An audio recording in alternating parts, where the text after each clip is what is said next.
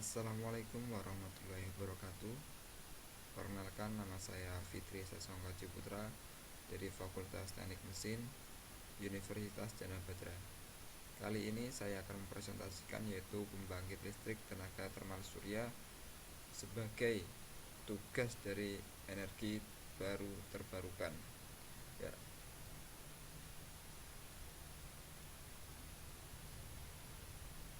Tenaga surya. Apa itu tenaga surya?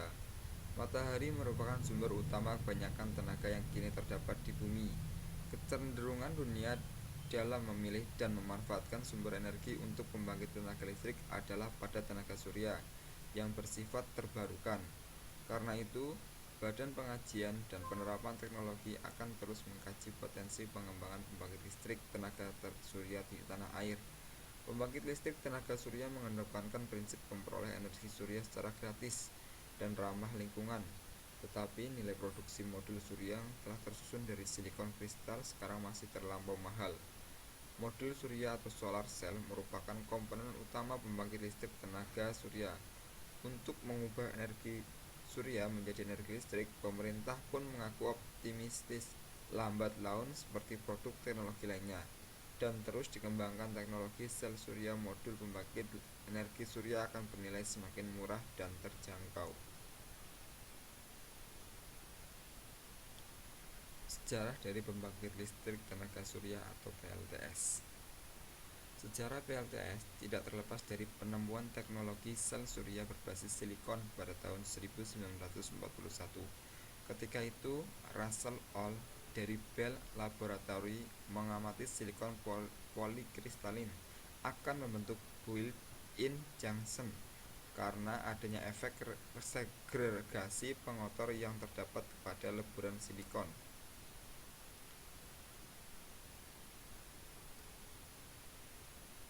Jika berkas foton mengenai salah satu sisi junction, maka akan terbentuk beda potensial di antara junction, di mana elektron dapat mengalir bebas. Sejak itu, penelitian untuk meningkatkan efisiensi konversi energi foton menjadi energi listrik semakin intensif dilakukan. Berbagai tipe sel surya dengan beraneka bahan dan konfigurasi geometri pun berhasil dibuat. Prinsip kerja dan klasifikasi pembangkit listrik tenaga surya itu dibagi menjadi dua. Yang pertama yaitu pembangkit listrik surya termal atau solar thermal power plants, yaitu dalam pembangkit ini energi cahaya matahari akan digunakan untuk memanaskan suatu fluida, yang kemudian fluida tersebut akan memanaskan air. Air yang panas akan menghasilkan uap yang digunakan untuk memutar turbin sehingga dapat menghasilkan listrik. Yang kedua yaitu pembangkit surya fotovoltaik atau solar photovoltaic plants. Pembangkit jenis ini memanfaatkan sel surya untuk mengkonversi radiasi cahaya menjadi listrik secara langsung. Pembangkit listrik surya dapat bekerja dalam berbagai cara. Pembangkit ini juga biasa dikenal sebagai pembangkit listrik surya terkonsentrasi. Tipe yang paling banyak digunakan adalah desain parabola cekung. Cermin parabola dirancang untuk menangkap dan memfokuskan berkas cahaya ke satu titik fokus, seperti seorang anak yang menggunakan kaca pembesar untuk membakar kertas. Pada titik fokus tersebut terdapat pipa hitam panjangnya sepanjang cermin tersebut. Di dalam pipa tersebut terdapat fluida yang dipanaskan hingga temperatur yang sangat tinggi, seringkali di atas 300 derajat Fahrenheit atau 150 derajat Celcius. Fluida panas tersebut dialirkan dalam pipa menuju ke ruang pembangkitan energi listrik untuk memasakkan air, menghasilkan uap air, dan menghasilkan energi listrik. Berikut adalah aliran pembangkit listrik dalam tenaga surya.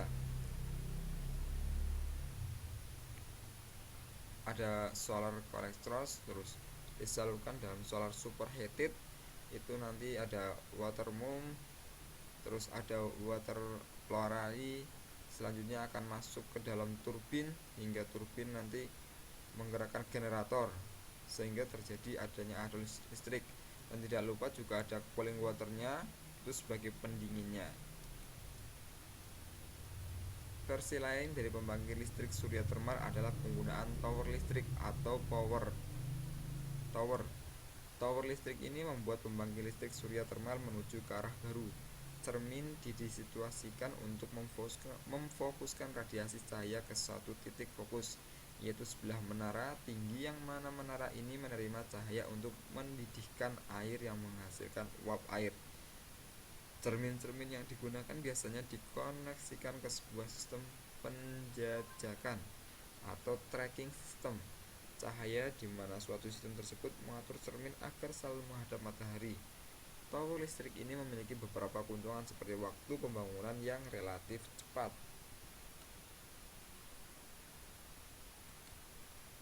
Untuk menghasilkan listrik dari pembangkit listrik tenaga termal supaya diperlukan 3 bagian utama, yaitu yang pertama solar velvet, yang kedua power block, yang ketiga adalah thermal structure. Komponen penyusun bagian solar velvet adalah kolektor surya dan elemen penerima panas, sedangkan pada bagian power block tersusun dari komponen-komponen konversi energi seperti turbin uap dan kondensor, dan bagian thermal stroke digunakan untuk menyimpan kelebihan panas pada saat puncak matahari untuk digunakan pada saat sore dan malam hari atau saat radiasi matahari minimum sehingga sistem pembangkit dapat beroperasi secara kontinu.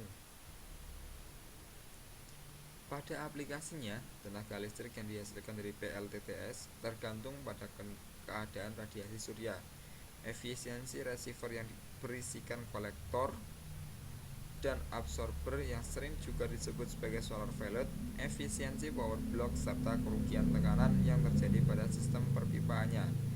Untuk mempertahankan produksi pada malam hari dapat dimungkinkan digunakannya tangki penyimpan kalor atau heat stroke untuk menyimpan energi kalor atau termal yang terkumpul di siang hari, sehingga dapat diberikan nilai tambah dalam hal produksi yang steady dibandingkan sistem pembangkit listrik tenaga surya PLTS yang menggunakan fotovoltaik sebagai solar cell.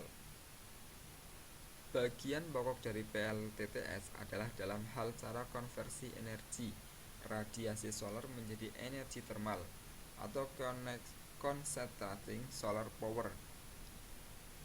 Dan karena itu pada aplikasinya terdapat 4 jenis teknologi PLTTS yang telah dicoba, didemonstrasikan atau dioperasikan secara komersial, yaitu yang pertama ada Parabolic Flux Collector atau PLTC, yang kedua ada Linear Differential Reflector atau LFR, yang ketiga ada Power Tower atau Central Receiver System CRS, atau yang terakhir adalah serta Disk Engine DE.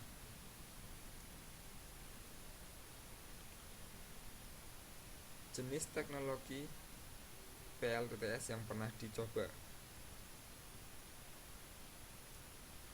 berikut. Yang pertama adalah Parabolic Trough Collector atau PLC.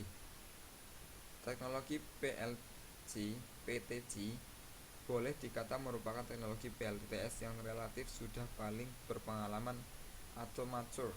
PLTTS telah dibangun berbagai lokasi di daerah padang pasir Mojave, California.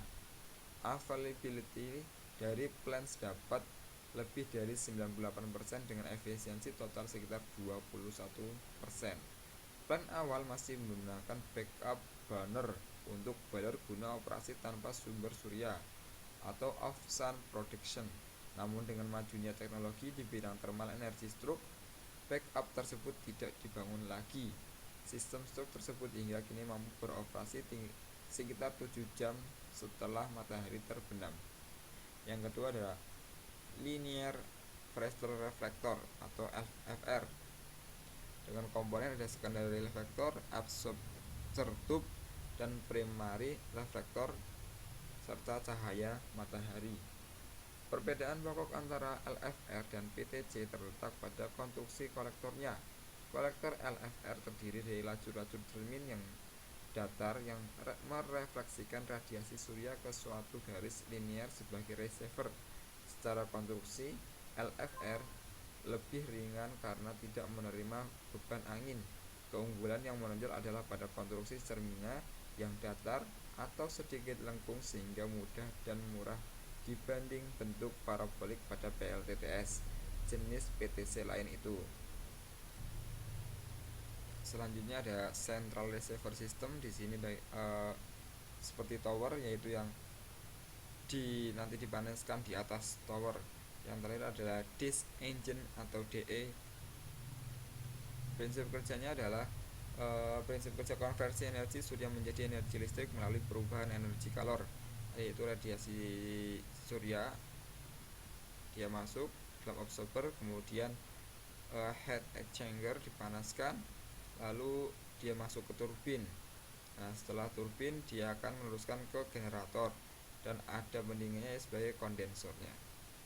Ya, berikut adalah sebuah video PLTTS, animasi PLTTS-nya dari menggunakan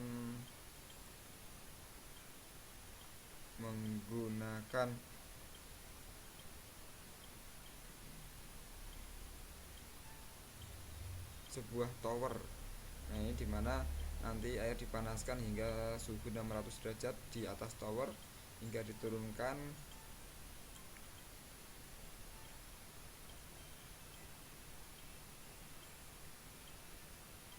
dan dialirkan ke sebuah boiler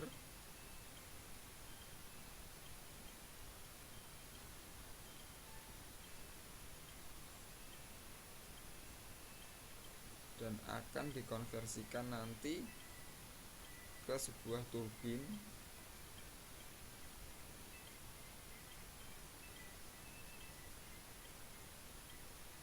hingga masuk ke generator dan menjadikan arus listrik. Teknologi energi surya termal. Selama ini pemanfaatan energi surya termal di Indonesia masih dilakukan secara tradisional. Para petani dan nelayan di Indonesia memanfaatkan energi surya untuk mengeringkan hasil pertanian dan perikanan secara langsung. Kerja lebih kecil atau hingga 60 derajat Celcius dan skala menengah temperatur kerja antara 60 hingga 120 derajat Celcius. Telah dikuasai dari rancang bangun, konstruksi hingga manufaktur secara nasional. Secara umum, teknologi surya termal yang kini dapat dimanfaatkan termasuk dalam teknologi sederhana hingga madya.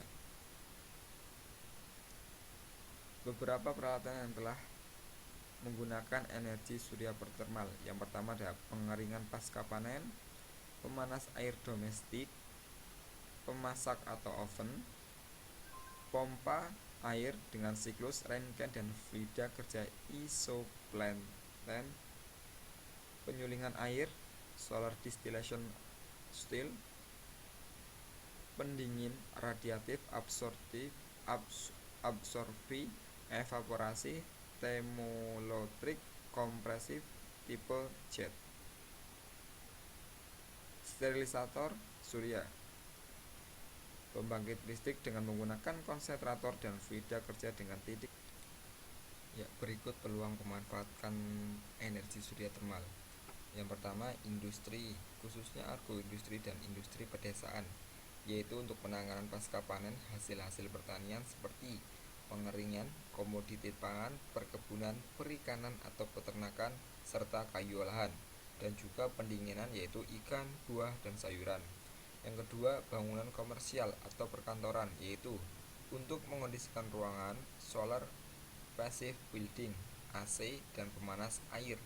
Yang ketiga, rumah tangga seperti untuk pemanasan air dan oven atau cooker.